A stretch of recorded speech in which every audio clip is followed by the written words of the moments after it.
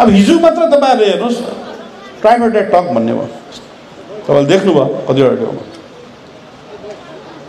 त्यो कम्प्लिटली आइवाज भयो नि के रहेछ मैले भेट्दै थिएँ। यो टक कहाँबाट सुरु हुनुपर्थ्यो भने हिजो रिपोर्टमा हेर्नुभयो तपाईँहरूले स्टेटले को परिवेश लिनुपर्छ, यसमा स्टेटको एडभाइस लिनुपर्छ भन्ने रिपोर्ट पाउनुभयो तपाईँहरूले। अनि के डिस्कस भयो त्यो अब भित्रै थाहा छ।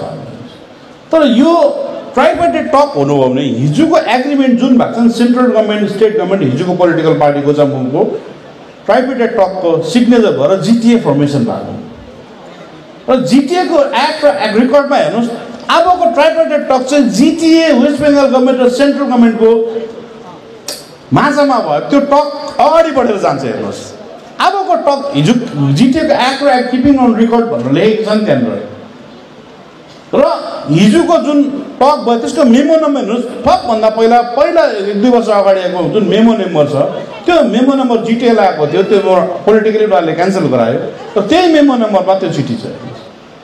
र साँच्ची नै सेन्ट्रल गभर्मेन्टले गोर्खाहरूको लागि के भलो चाहन्छ भने स्टेट गभर्मेन्टले गोर्खाहरूको लागि भलो चाहन्छ भने टक चाहिँ त्यहाँ जिटिए जहाँ एक्ट साइन भएको छ त्यहाँबाट सुरु हुनुपर्छ। What next?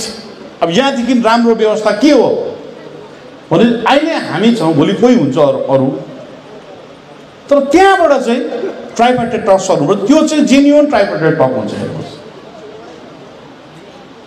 तर यो त अब त्यो पोलिटिकल मिटिङ जस्तो भएको छ। हेर्नुहोस् यो इलेक्सन आउन आँट्यो, प्रेसर भयो, अब के त के गरे जस्तो देखाउनुपर्छ।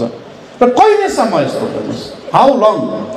कहिलेसम्म हामी यसरी झुक्किने, यहाँबाट कहिले हामी उग्रिने, हामी कहिले यो ठाउँबाट निक्लिने र कहिले सचेत बन्ने? हेर्नुहोस् यो चिजमा चाहिँ हामी अल्बलिरहेको छौँ। यो चिजबाट हामी निक्लिनुपर्छ अनि राजनीतिक र पोलिटिक्स हामीले बुझेर सचेत भएर अगाडि बढ्नुपर्छ।